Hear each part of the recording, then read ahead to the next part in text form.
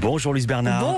Bonjour tout le monde. Au sommaire de votre journal des médias. La nouvelle série de TF1 ce soir, des dessinateurs de presse qui interpellent Emmanuel Macron, les Inrocks condamnés, les droits du rugby et puis un coach qui confirme son départ de The Voice Kids. Mais d'abord les audiences qu'ont regardé les Français hier soir. Alors ils ont largement regardé Le Grand Bain, ce film qui était diffusé pour la première fois, 4 220 000 téléspectateurs, 22% de part d'audience pour la première fois gratuitement, je précise.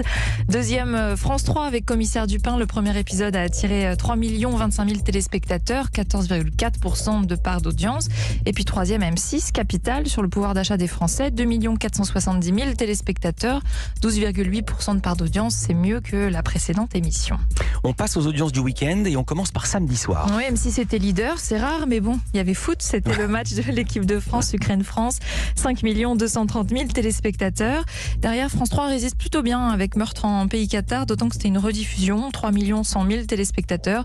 Puis déception pour la chanson secrète sur TF1 qui finit troisième donc, et avec 2 350 000 téléspectateurs seulement, c'est la moins bonne audience depuis son lancement. En deuxième partie de soirée, samedi soir sur France 2, il y avait le lancement de la nouvelle formule de On est en direct avec un duo désormais Laurent Ruquier et Léa Salamé.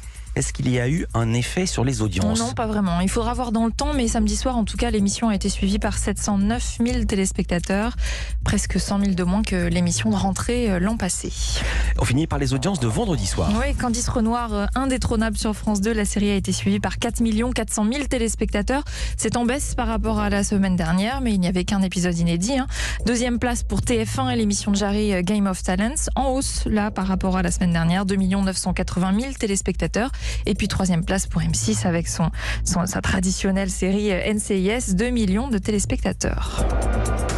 Culture Média. Le journal des médias maintenant, Luce Bernard, avec à la une la nouvelle série de TF1 ce soir. Ouais, c'est une mini-série haletante de 4 épisodes, une mère parfaite. Cette mère, c'est Julie Gaillet qui l'incarne. Elle se retrouve à aider sa fille accusée de meurtre en se lançant dans sa propre enquête avec l'aide d'un avocat joué par Thomas Sisley, avocat qui se trouve être son amour de jeunesse. Et au fur et à mesure, le doute s'installe. Sa fille est-elle aussi innocente que sa mère le pense? T'as pas complètement oublié ta petite maman chérie? Maman, la police veut me parler. Il s'est passé quoi? Il y a eu un mort. Je pense que c'est moi qui l'ai tué. Votre fille est mise en cause dans une affaire d'homicide. Si vous voulez vraiment l'aider, trouvez-lui un avocat. J'ai besoin de ton aide. Faut la sortir de là. Mon fils a été assassiné. Je veux que justice soit faite. Son ADN sur le couteau est partout sur le corps de la victime. Elle a menti. Mais je l'ai pas tué. Je sais plus quoi penser. Je veux des réponses. Il faut que tu me laisses faire. Si c'était ton fils, tu laisserais faire. Qu'est-ce qui s'est passé? Série portée par une jeune actrice, Eden Ducourant, et Julie Gaillet, donc, qui a adoré le côté thriller de la série. Et c'est vrai que jusqu'au dernier épisode, on doute, on ne sait jamais comment ça va finir. Et la série aborde en toile de fond bien d'autres sujets chers à Julie Gaillet, c'est ce qu'elle nous a confié. Ça faisait longtemps que sur toutes ces questions sur la place des femmes, sur les violences faites aux femmes, sur la question des relations mère-fille, ça fait très longtemps que je cherchais un projet où on puisse raconter ça. On a toujours vu les mères qui sont très mères, qui se sacrifient pour leurs enfants seraient des bonnes mères versus les mères qui travaillent les moins bonnes mères. Enfin, tout cette idée de bonne ou mauvaise mère, de bons points sur les mères. Voilà, ça faisait longtemps, moi, en tout cas, que ces questions-là me travaillent et j'ai adoré la série pour ça parce qu'elle nous embarque d'épisode en épisode. Vous verrez, ça déconstruit le schéma de ces mères parfaites. Julie Gaillet dans Une mère parfaite, c'est donc ce soir sur TF1 à 21h05 et 2 épisodes seront diffusés. Une tribune dans le journal du dimanche appelle Emmanuel Macron à défendre la caricature. Oui, tribune de 6 dessinateurs de presse et de Maryse Wolinski, la veuve de Georges Wolinski, dessinateur de Charlie Hebdo, assassiné en janvier 2015. Ensemble, ils appellent le président au respect de la parole donnée, c'est-à-dire à créer une maison du dessin de presse et du dessin satirique. C'est un souhait qu'Emmanuel Macron avait émis en 2020. C'est en réalité une idée de Georges Wolinski qui date des années 2000. Les signataires de la tribune soulignent l'importance d'un lieu pour aider à défendre, diffuser, rendre accessible à tous les caricatures. Un langage qui s'apprend, je cite, un lieu pour soutenir les dessinateurs, ne pas les laisser seuls. ne pas laisser seuls les professeurs et les associations sur le terrain.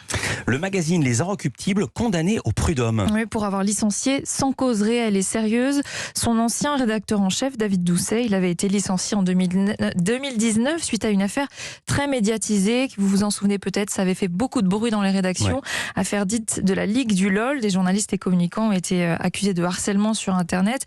David Doucet avait reconnu avoir été l'auteur de 2 canulars téléphoniques et s'était excusé. Et pour les Inroc, le licenciement pour faute grave était justifié par l'impact négatif sur l'image du journal. Le magazine a été condamné à verser 20 000 euros d'indemnité et 25 000 euros de dommages et intérêts. Tout à fait autre chose, TF1 diffusera le rugby jusqu'en 2023. Oui, la chaîne conserve les droits qu'elle avait déjà. La Une proposera donc à ses téléspectateurs le mondial féminin à l'automne 2022 qui aura lieu en Nouvelle-Zélande et le mondial masculin en 2023 qui lui aura lieu en France. TF1 n'a pas rendu public le montant de la transaction. Le Figaro avance le chiffre de 50 à 60 millions d'euros pour l'intégralité des droits des 2 compétitions. On ne sait pas encore si TF1 cédera une partie des matchs à d'autres chaînes. Ça a été parfois le cas dans le passé. The Voice, TF1 toujours. On n'est plus dans le rugby. Soprano ne fera pas la prochaine saison de The Voice Kids. Non, alors c'est une information qui circulait déjà cet été, mais cette fois elle est confirmée par le chanteur lui-même. La faute à un problème d'emploi du temps. Sa tournée est incompatible avec les dates d'enregistrement du programme. Il était coach depuis 2018, depuis la saison 5. Jennifer ne sera pas non plus la partie. Elle veut se consacrer à son nouvel album. Alors qui pour les remplacer? 2 noms sont évoqués par la presse, 2 pistes sérieuses, très sérieuses. Julien Doré et Louane. TF1 n'a pas encore confirmé et Soprano n'exclut pas de revenir dans les prochaines saisons, lui. Merci beaucoup, Louise Bernard. Toutes ces infos à retrouver dans la newsletter média. Inscription gratuite sur europe1.fr. À demain. À demain. Pour un nouveau journal des médias.